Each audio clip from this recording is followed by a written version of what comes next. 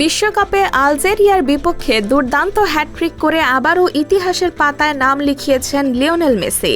Argentine অধিনায়কের এই কীর্তির পর ফুটবলের গ্রেটেস্ট অব অল টাইম বা গোট বিতর্কে নিজের অবস্থান স্পষ্ট করেছেন ব্রাজিল কিংবদন্তি রোনালদো নাজারিও। মেসির হ্যাটট্রিকের ফলে বিশ্বকাপে তার গোল সংখ্যা পৌঁছেছে 16-তে, যা আসরের সর্বোচ্চ গোলের রেকর্ডের সমান। এই পথে তিনি ছাড়িয়ে গেছেন রোনালদো নাজারিও সহ বেশ কয়েকজন কিংবদন্তিকে। ম্যাচ শেষে মেসি বলেন, রোনালদো নাজারিও তার দেখা ইতিহাসের অন্যতম সেরা ফুটবলার।